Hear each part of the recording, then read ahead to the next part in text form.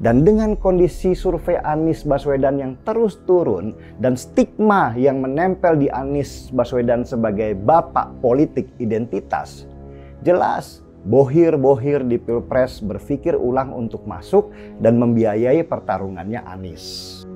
Dibongkar Denny Siregar, stigma kental Anies sebagai bapak politik identitas bikin para bohir berpikir ulang biaya Anies nyapres, gagal jadi capres nih.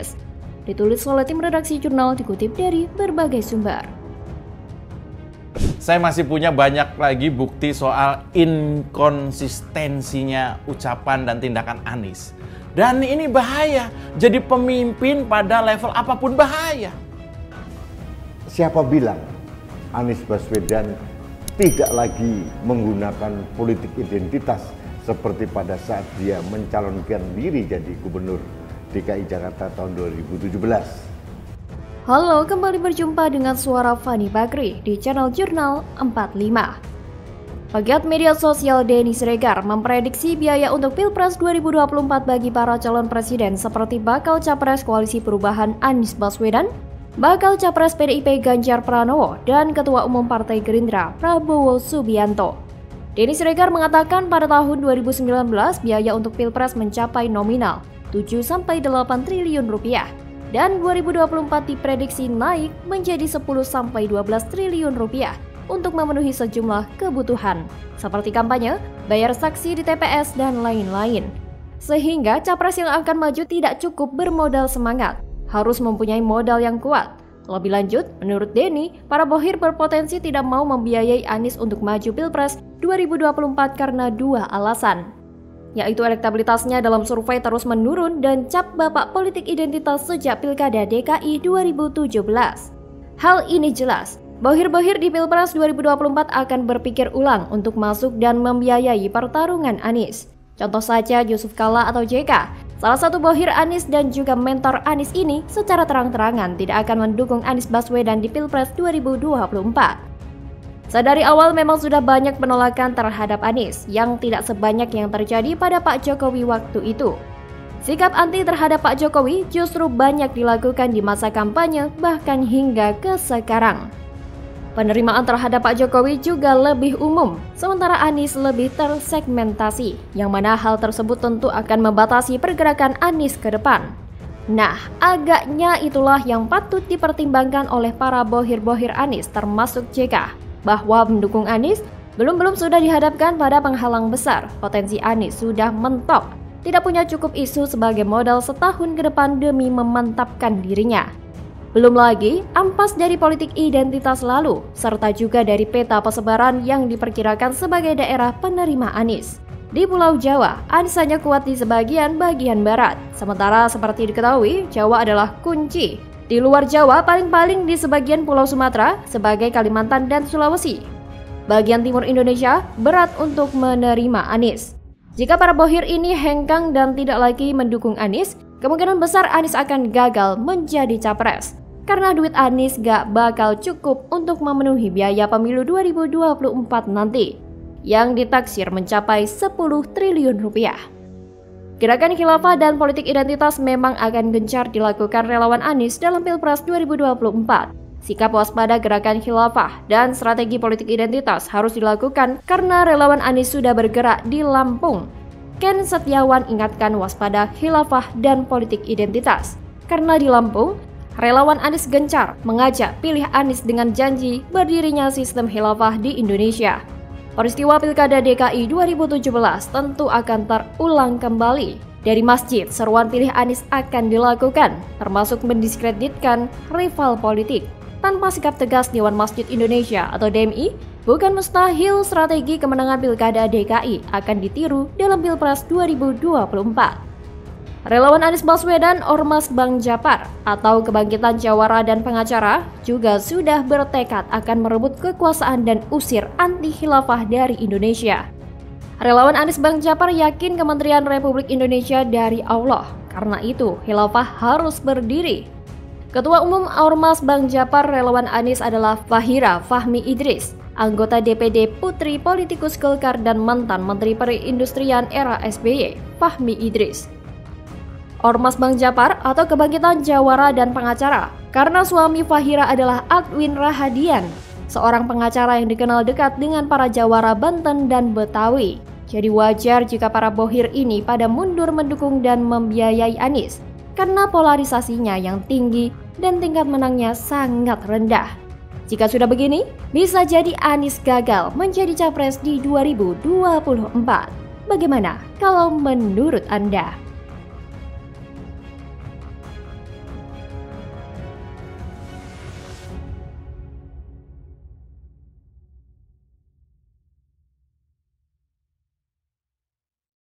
Biasalah menghadapi persoalan, jangan lari dari persoalan. Saya datang ke lokasi, saya sampaikan, 1, saya penanggung jawabnya. 2, ini saya bereskan. Aneh tapi nyata, warga Wadas unjuk rasa di Jakarta. Denny Siregar nyeletuk, Ganjar belum jadi presiden, dia masih di Semarang woy. Ditulis oleh tim redaksi jurnal, dikutip dari berbagai sumber. Yang ditahan saya minta keluar, 4, saya akan mendatangi orangnya. Hari ini saya masih dibully, tapi seluruh informasi tidak terbagi dengan baik. Dan sekarang 100% semua sudah diukur lahannya, 100%. Halo, kembali berjumpa dengan suara Fani Bakri di channel Jurnal 45. Pegiat media sosial Denny Siregar menyoroti aksi unjuk rasa warga Wadas di Jakarta baru-baru ini. Produser film Sayap-Sayap Patah ini menyebut ada baiknya mereka hanya menggelar aksi di wilayah Jawa Tengah, sebab Ganjar Pranowo masih belum menjadi presiden. Lah, dia mau Ganjar kok di Jakarta? Ganjar belum jadi presiden mas, dia masih di Semarang, ujar Denny Siregar dalam cuitan Twitternya pada 27 Juli 2023. Sebelumnya, sejumlah warga Wadas Purworejo, Jawa Tengah datang ke Jakarta menggelar unjuk rasa pada Rabu 26 Juli 2023 kemarin. Mereka menyampaikan protes soal aktivitas penambangan kuari batuan andesit untuk proyek strategis nasional atau PSN Bendungan Bener. Sebab penambangan tetap berjalan meskipun izin penetapan lokasi atau IPL sudah habis sejak 7 Juni 2023. Aksi awalnya digelar di dekat rumah aspirasi relawan Ganjar Pranowo di kawasan Jakarta Pusat yang juga bersebelahan dengan kantor YLBHI.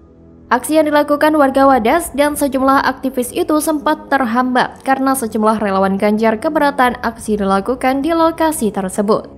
Masa aksi akhirnya bergeser ke seberang rumah aspirasi relawan Ganjar Pranowo dan tetap menggelar aksi protes. Kabarnya aksi itu dilakukan agar pemerintah pusat mengetahui pelanggaran yang dilakukan pemerintah Provinsi Jawa Tengah. Saat ini aktivitas yang dilakukan yakni pembukaan jalan untuk akses tambang kuari.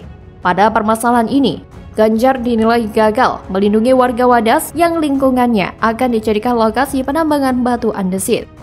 Dari informasi yang dihimpun, pembangunan Bendungan Bener di Desa Wadas, Kecamatan Bener, Kabupaten Purworejo adalah salah satu proyek strategis nasional atau PSN di bawah pemerintahan Presiden Joko Widodo.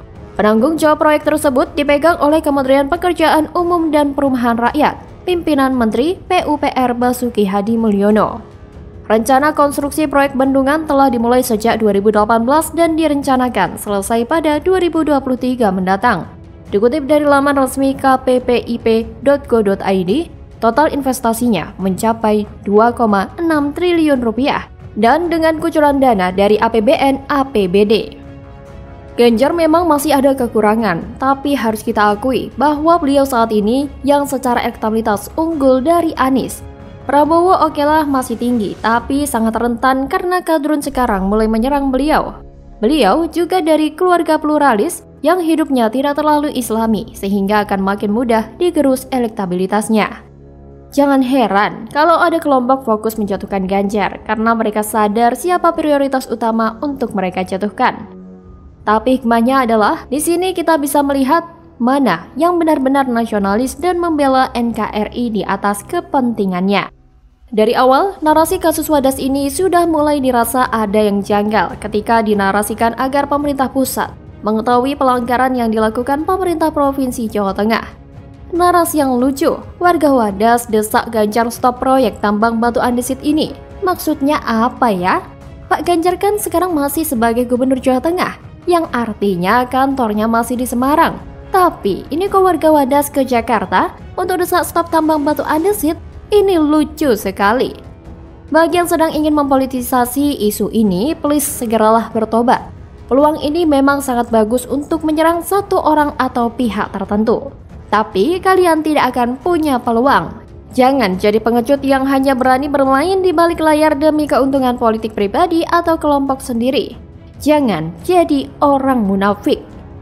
Bagaimana kalau menurut Anda?